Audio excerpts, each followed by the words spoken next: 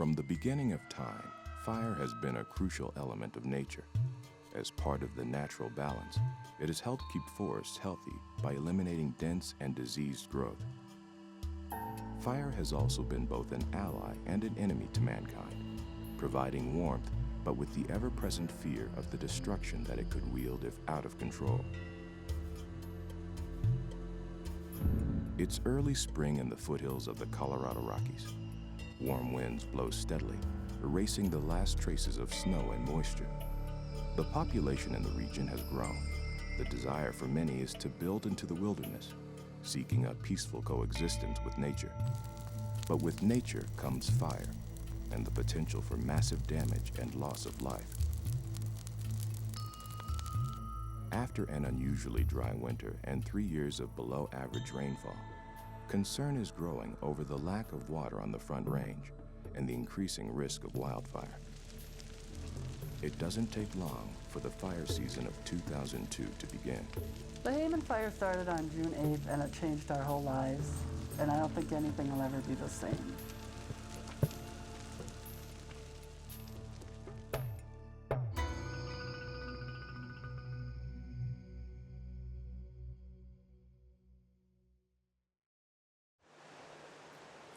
This is the South Platte River.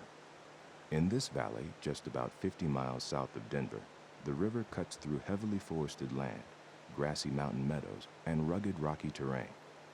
Its beautiful scenery and bountiful streams make it a favorite destination for fishermen and other outdoorsmen from across the country. I'd say that the South Platte system probably offers, at least in the top 2 or 3, fly fishing, trout streams in all of Colorado. People fly from all over the world just to fish Cheeseman Canyon. The quiet solitude and mountain lifestyle also make this part of the Front Range of the Rocky Mountains a popular place to live. Heavy population growth in the area has brought housing developments right into the heart of the forest. Fire management in both the National Forest and in the adjacent communities has been a mixed blessing. Since about 1910 or so, we've been putting out all fires, rightfully so, to protect new communities. We thought we were doing the right thing. We just didn't balance it out with a good fuels management program. By quickly extinguishing every fire, the forests have grown thick with pine and aspen trees, tall mountain grass, and sprawling scrub oak. During the previous 3 years, an unusual dry spell turned normally lush mountain forest into dried-out husk. The heavy carpet of pine needles and buffalo grass became brown and almost lifeless. During the spring of 2002, the cooler ocean patterns of La Niña kept the weather watchers and forest management teams on edge. Anticipating drier weather, high temperatures, and a lack of moisture during the normal monsoon season, fire officials prepared for the worst. So we've been tracking that La Niña for the last 4 years, since 1998, where the climate has been changing in this part of the country. During the winter months, we didn't really get the snowfall that we normally get. And with that comes the snowpack. And as those years progressed, it just got steadily worse, this drought. It got steadily warmer, steadily drier. In February, we thought, holy cow, we're going to be looking at an extreme fire season if we don't get any moisture this spring. A small fire in April, the Snaking Fire, takes its toll on over 2,500 acres of rugged terrain south of Bailey. In May, the Schoonover Fire turns nearly 5,000 acres southwest of Deckers into a raging inferno. And for a time, the Schoonover is the biggest wildfire in the country. A short time later, on the outskirts of Glenwood Springs, the Coal Seam Fire threatens to wreak serious damage on the bustling mountain town. More than 2 months ahead of schedule, the fire season was in full force, and it was barely June. Both the residents and the authorities kept their fingers crossed, hoping to get through the day without news of a major fire. On the morning of June 8th, the U.S. Forest Service issues a red flag warning. They worry that the high temperatures, low humidities, and volatile winds could cause even the smallest fire to quickly become dangerous. The jet stream rounded the base of the trough, That was in the Great Basin, and then swung up to the northeast across Colorado. In the late afternoon, Terry Barton, a Forest Service employee, reports a small fire in a campground near Lake George on the southern edge of the Pike National Forest in Park County. Even though it was only a small grass fire, when the call came in, fire manager Mike Hessler realized the extreme potential for danger.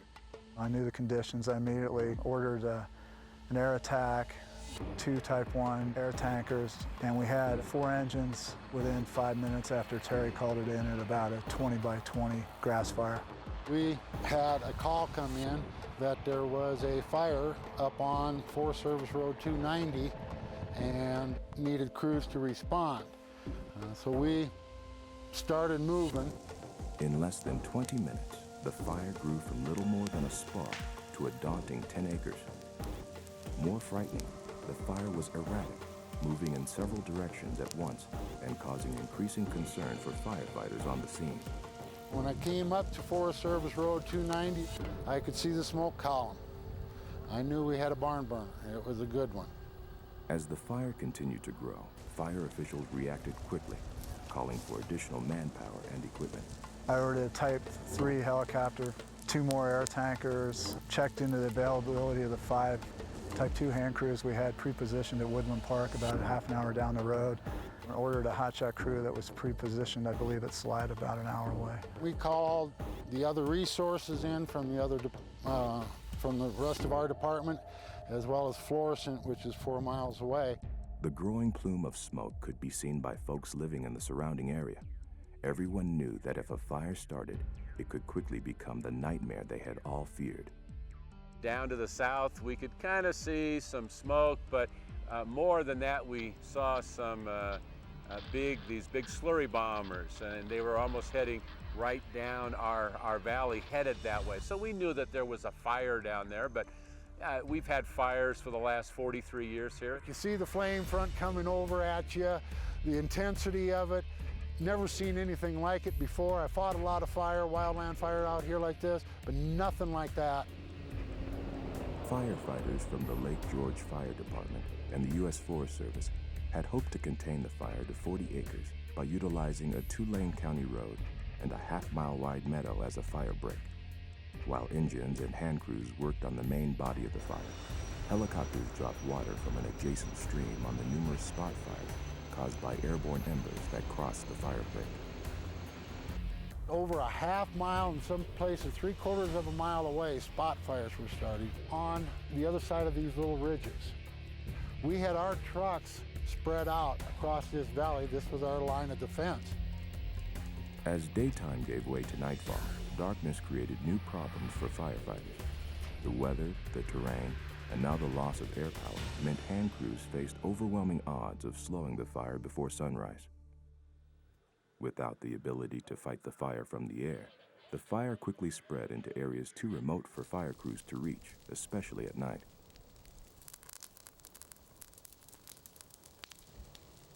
Under normal circumstances, fires usually lay down at night. The cooler temperatures and higher humidity generally help reduce the intensity of most wildfires.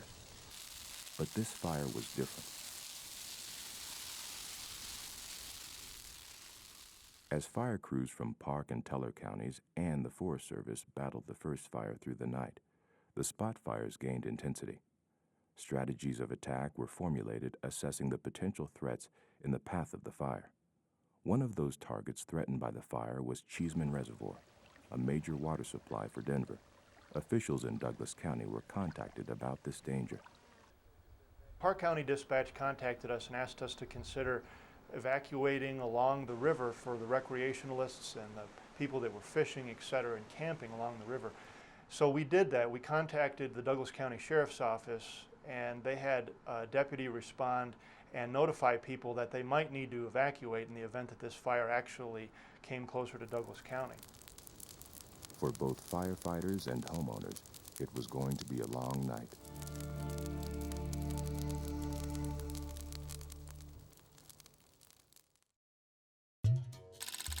By Sunday morning, the conditions that every firefighter fears came together in perfect alignment. Wind, terrain, low humidity, and plenty of tinder dry fuel created an ominous situation. The overnight humidities basically only got up into the low 20s, low to mid 20s, so there wasn't much moisture or humidity recover overnight. Plus the overnight temperatures stayed generally in the 60s. As luck would have it, the fire had started at the mouth of a valley which acted like a chimney.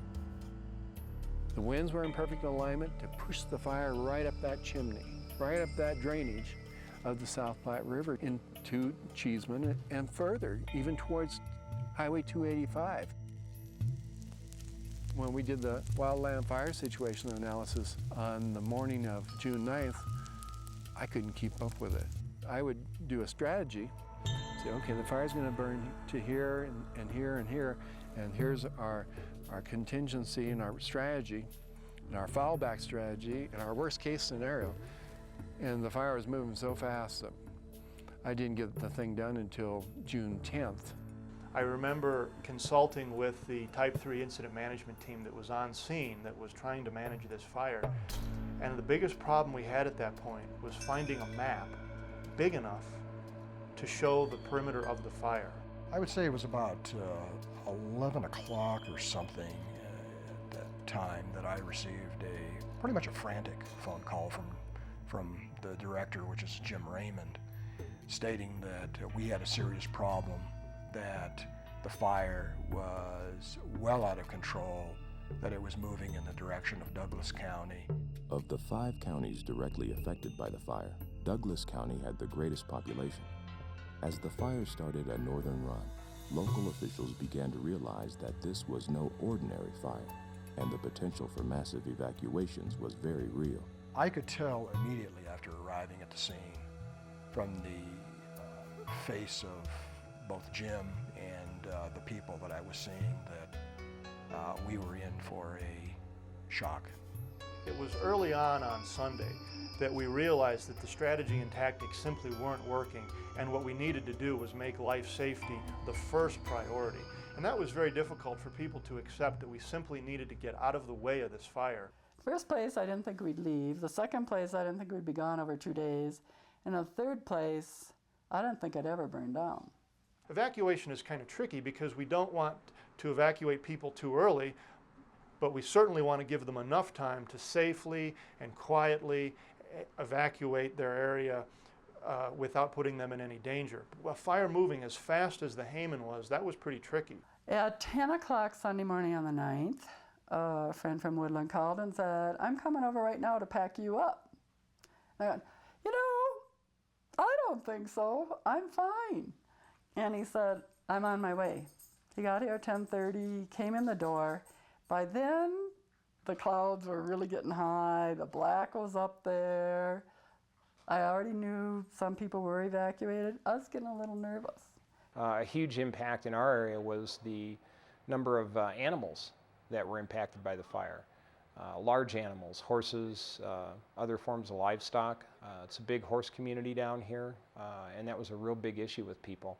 I called home to find out what was going on, and my daughter was here watching the ranch for us, and she's not a horse person. She said, "It's bad." She said, "There's a black cloud coming up over the mountains. We can't see, we can't breathe. It's just horrible. You got to come home. We're going to have to get the horses out of here." They called the volunteers in from Douglas County Fairgrounds, and there were 10 trailers lined up here to move horses. Now dubbed the Hayman Fire, it continued to move northward at about 5 miles an hour, consuming hundreds of acres of national forest land. Fanned by hot, dry winds, the fire moved quickly, growing exponentially, and challenging fire crews to keep up. The Hayman Fire had spread 22,000 acres and hit the southern end of Cheeseman Reservoir. Of course, when it hits a natural barrier like that, such as a reservoir, the fire's going to split. And that's what happened. The fire split.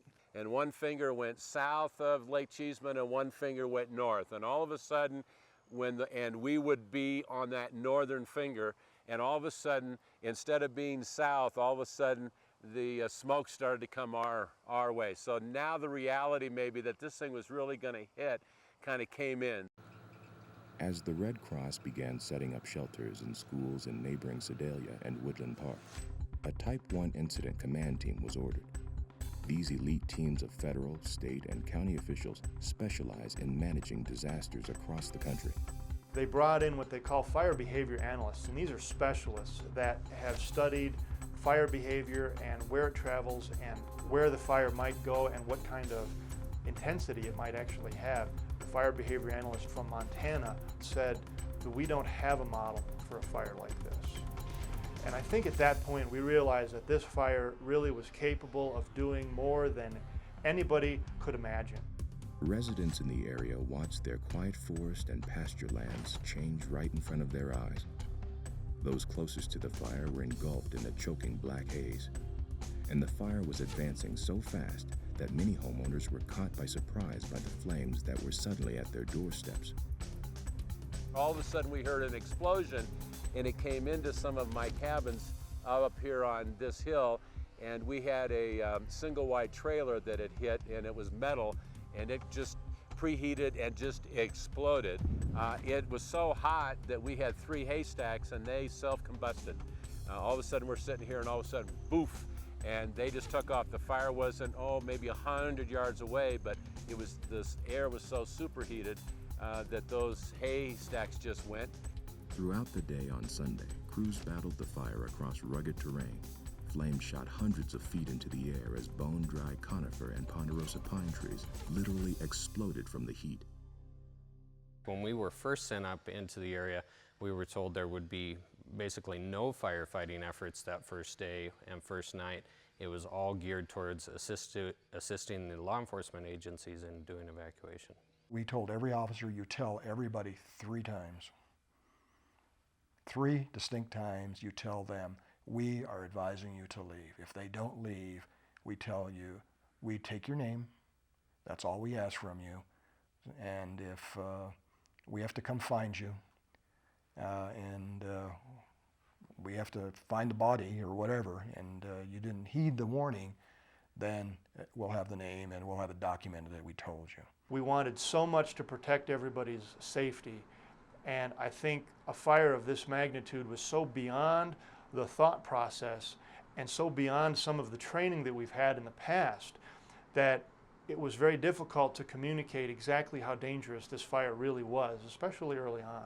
We had 2 deputies come by and tell us we had to get out, and we had to get out now. We weren't ready to leave, and we informed them in no uncertain terms we weren't ready to leave. We'd leave. We were leaving. More than 1,000 residences were evacuated in Deckers, Trumbull, and West Creek. Overall, 4,000 people had either been evacuated or notified to evacuate because of this fire. But officials worried that more than 40,000 people would be eventually forced out of their homes. The fire grew at an incredible rate, moving a staggering 19 miles in a single day. By Sunday night, it had grown to an awesome 30,000 acres, an unbelievable run, making it the fastest moving fire ever witnessed. By now, more than 150 firefighters had responded, along with a Forest Service hand crew, an air tanker, and 3 heavy-lift helicopters. That evening, the Type 1 emergency teams were in place, and complete authority to fight the fire was turned over to them. Their command center was set up at Lake George, near where the fire had started. The Hayman Fire had rewritten history. In less than 24 hours, it had grown from little more than a spark into an incredible inferno that threatened thousands of people. That night, tired firefighters could only be thankful that no one was injured, but they braced themselves for what was to come.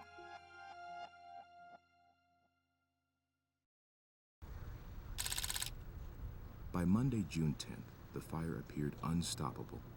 At 10 a.m., the fire had covered more than 61,000 acres. Near the fire, visibility dropped to less than a quarter of a mile, as thick smoke hung over the entire Front Range. Smoke was reported as far north as the Wyoming border and as far south as Amarillo, Texas. Local firefighters began the arduous chore of going from house to house in an attempt to save as many homes as possible. If it was practical to save the house, they would clear brush, trees, and firewood from around the building. It was slow, hard work, made more difficult by the hot weather. But if they were successful in removing potential fuel from around the house, the flames could pass nearby without causing damage. By midday, the U.S. Forest Service had closed the Pike National Forest, an unprecedented move. Colorado's Governor Owens followed suit by closing Roxborough State Park, Waterton Canyon, and parts of Mueller and 11 Mile State Parks. The communities of Roxborough Park, Roxborough Village, Indian Creek Ranch, Sedalia, and Perry Park, more than 14,000 people were added to the list to evacuate. Fearing traffic jams on narrow, dead-end roads, sheriff's deputies urged residents to leave early before escape routes could be overwhelmed. The small community of Rainbow Falls fell right into the path of the fire. Officials made the decision to devote the manpower to save as many homes there as possible. But we first needed to be able to get clearance to just get in there and size it up and make some triage assessments and determine what resources we would need and if it would be possible to safely work in that area. With the use of dozers and hand crews building fire line up on the hillsides around us in conjunction with the engines doing structured preparation and protection, we were able to save all the homes in that subdivision.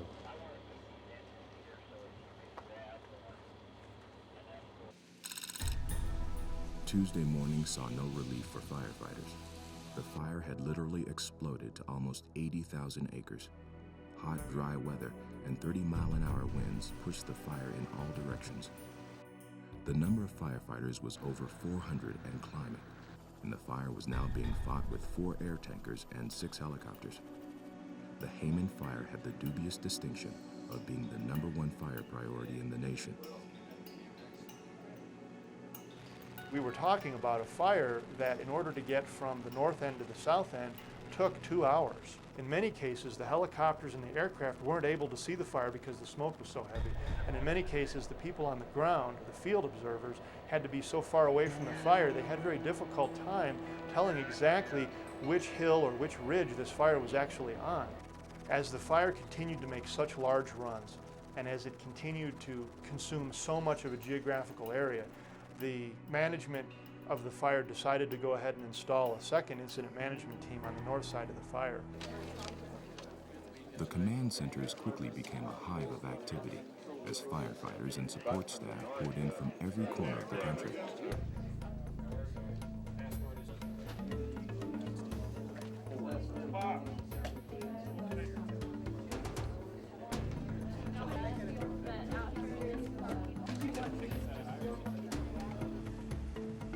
Tractor trailers arrived carrying portable kitchens, showers, and supplies, while local volunteers did their best to make the fire crews more comfortable. Over the course of about 3 days, I mobilized our units from the state of Colorado, but we also had units from New Mexico and Arizona and Texas and Oklahoma that came to our assistance, and we had an additional 15 units on standby in Southern California alone that was available. We can't do anything without volunteers in any program, and that's wonderful the way the people I've had them here from Fort Collins, Aurora. Peoria, Illinois. And you guys just got here today? Yeah, about 10 o'clock, 16 and a half hours. Just felt like helping out the animals? Yeah, we're in the fire department back there, so they were saying they need people out here, so we jumped in the car the next day, no questions asked, quit our jobs, and on the way. Actually, I'm having a lot of fun. I'm contemplating volunteering some time on Monday on one of my days off to come in and help out, so. Rumors began to spread about hundreds of homes being destroyed by the fire. While not official numbers, they created increasing concern for the people being forced out of their homes. County information specialists did their best to keep the lines of communication open for the thousands directly affected by the fire. Fire information, this is Heather. The homeowners were very frustrated, very frustrated. I think that the department, the county, and certainly my unit made efforts to try to ease the frustration, but many of them wanted access to their homes. They wanted to know a time frame of how long they would be out of their homes, and they wanted answers to questions that there were no answers immediately.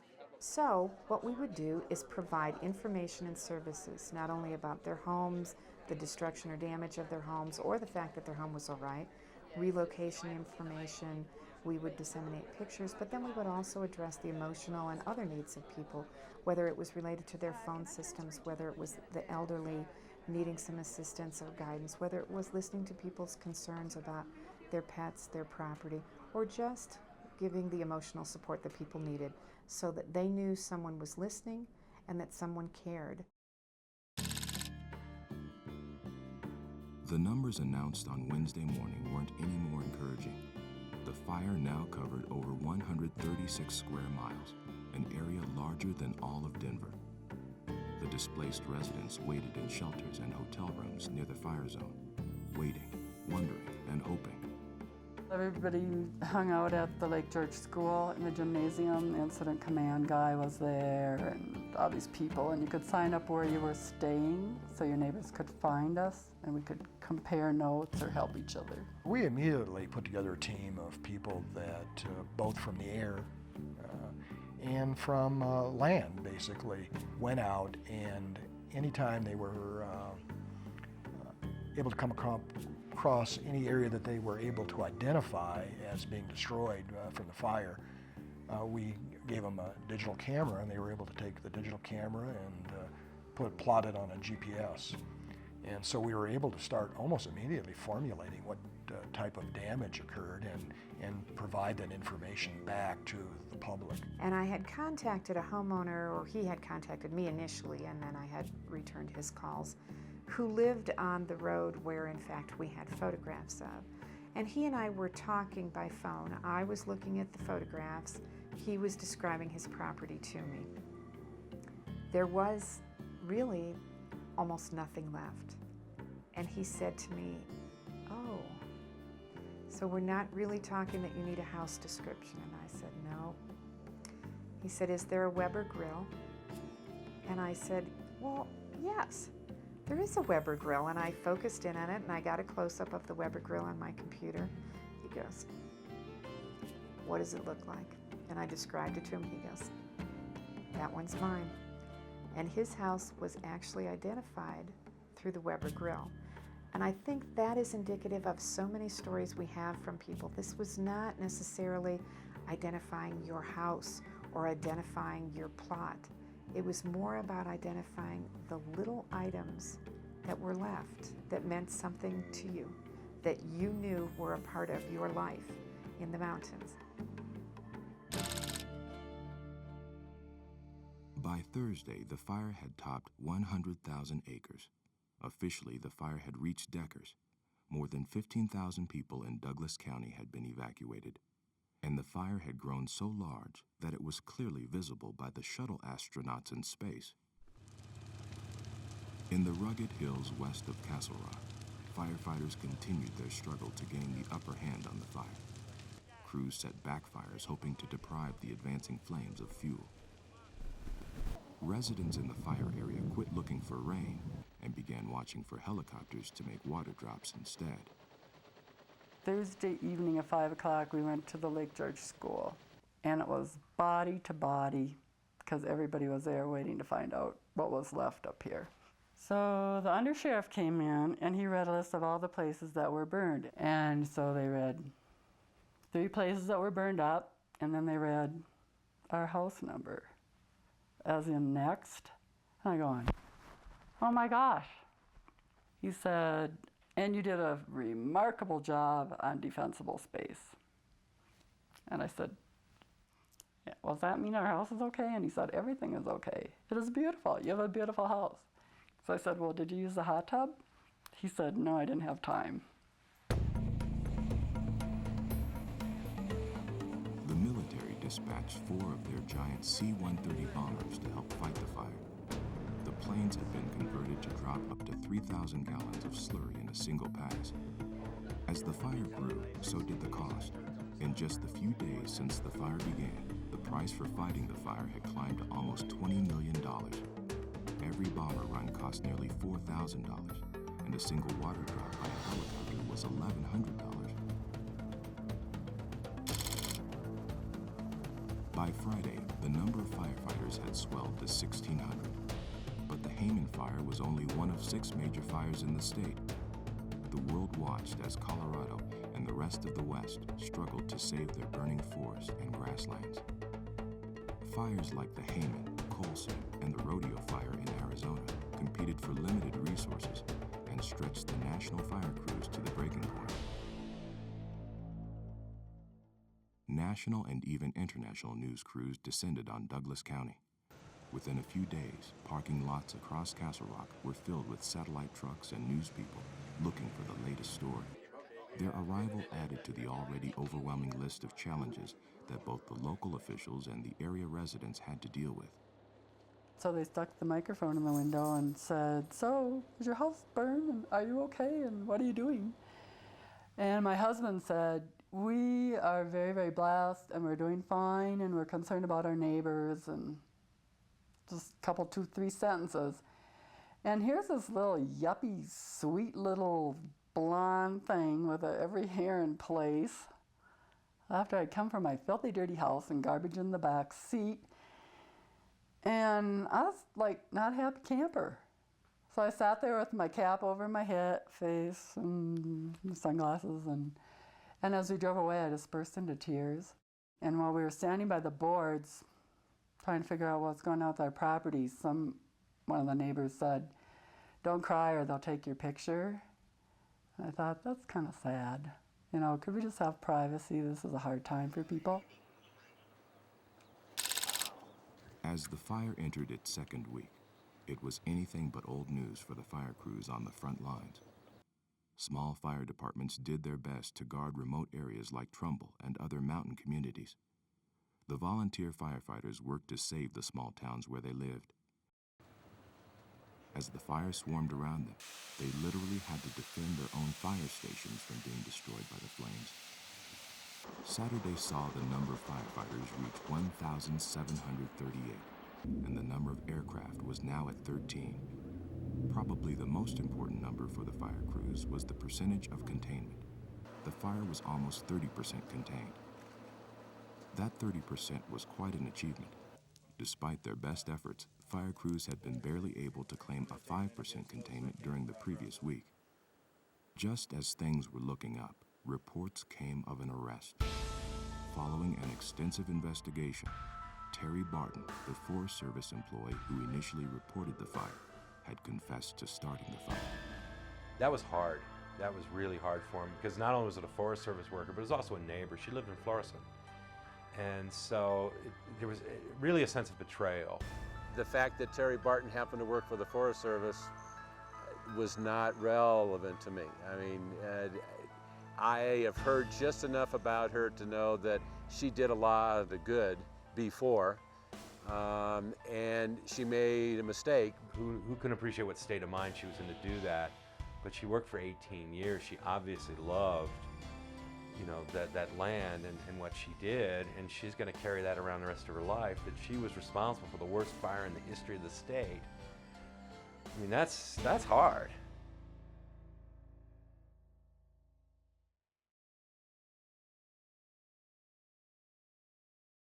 The trigger point that actually initiated evacuation in our district, in Perry Park Ranch area and a couple other subdivisions that we have, was when the fire was to cross Highway 67 at Rainbow Falls. The day that it did that, it was the second week of the fire.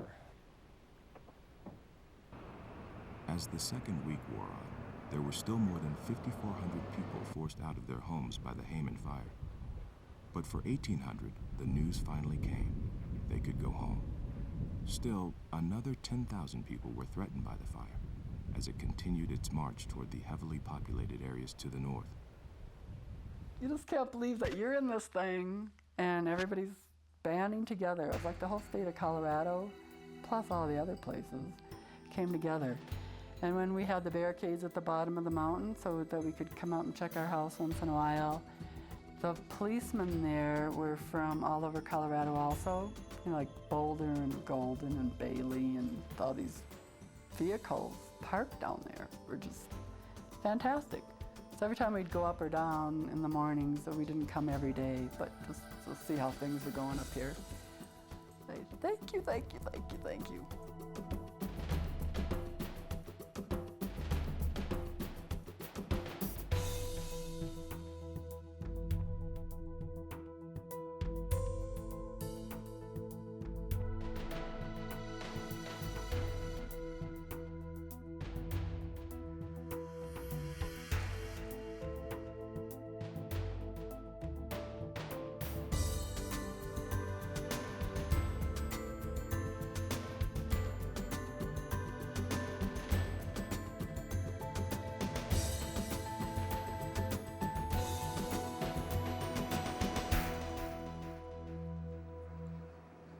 fresh fire crews were still arriving at both of the command centers. Overall, their numbers had reached over 2,300. The Forest Service and local fire companies were pouring everything they could muster into controlling the fire. 116 fire engines, 19 helicopters, and 11 bulldozers now worked to stop the runaway fire. But the weather was not cooperating. 90-degree temperatures and only 5% humidity caused officials to issue another red flag warning. We had another pressure system coming in that created more winds, and that, with those winds, created more activity. And we had the fire starting to spread to the east and to the south towards Woodland Park and towards the Rampart Range and towards where we are sitting right now. And so we thought, well, we better bring in a third team because for the contingency if the fire continues to spread towards Woodland Park and Colorado Springs. The fire pushed further back to the south in Teller County. It could move quickly, consuming more than a half mile in less than 4 minutes. Hotshot crews would build line to try to contain this fire, and in many cases it would just jump those lines. So then we had to go back and re-anchor that line and rebuild that line and hope that it wouldn't cross it again. The fire was becoming a test of endurance and stamina. It was as dangerous as ever, but now increasing fatigue could be fatal. One misstep, one careless moment, and the frontline crews could pay a heavy price. By the weekend, containment still hovered around 45%. A small amount of rain on Thursday night hadn't helped much. Officially, the number of burned homes now stood at 79. After 3 weeks of national headlines about the fire and the closure of state parks and other recreation areas, the fire had also taken its toll on the tourist trade, so vital to many of the mountain and front range communities. Streets, usually filled with shoppers and travelers, were virtually deserted. Local economies reeled from the lagging business. We lost all last summer, and the summer is my prime season. And we did not open back up, so from June 9th till Labor Day, we were closed. Overall, $1.7 billion worth of tourism across the state was lost because of the fire season of 2002.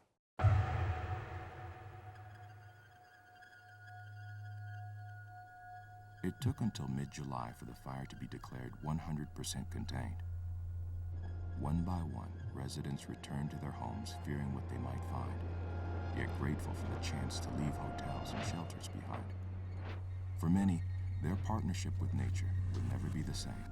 Their feelings of safety and comfort had been stolen by the fire. As we moved back in and looked out of the decks at the burned areas and this black stakes out there, I didn't think I could ever be safe again. I am starting to feel comfortable, like I might trust the woods again, and that's kind of scary. More than 130 homes were destroyed by the fire. Another 600 structures like barns and outbuildings were also turned to ash by the heat and flames. And initially, every time it rained, you could smell the ash and the burn, and that was really bad. And some people still can. It's still bad. I could not believe when we went back in there. I mean, as far as you could see, because you see the back of Signal Butte, which of course got burned, and that whole entire canyon, and it's just nothing but, I mean, it was like a lunar landscape. So that was pretty unnerving. And by then, I'd been working these fires for 3 or 4 months, and I think one of our mental health workers said, you need to go find some unburned forest and just relax.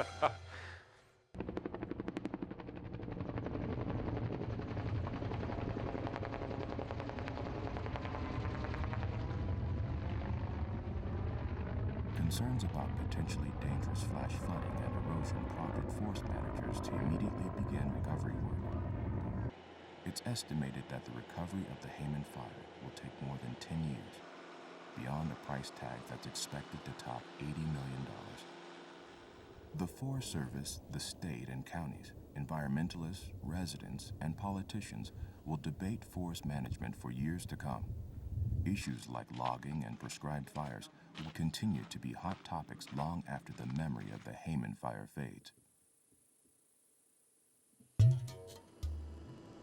We really need to establish the procedures and equipment equipment and resources and policies so that we can effectively manage these fires into the future, because the reality is that wildland fire is really here to stay, and it's a threat that we really need to continue to plan for aggressively and be able to manage effectively so that we can continue to save lives in the future.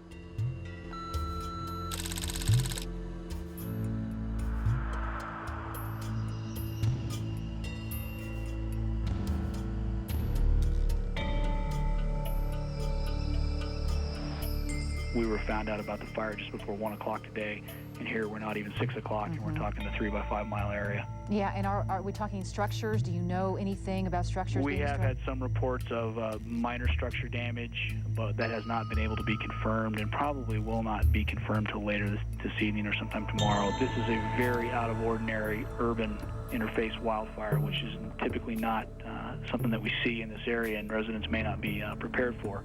But we do want them to remain calm, not panic, understand that if we do order an evacuation, it's for their safety and because it is actually significantly necessary, and we'll try to get those people back into those areas just as soon as they're safe.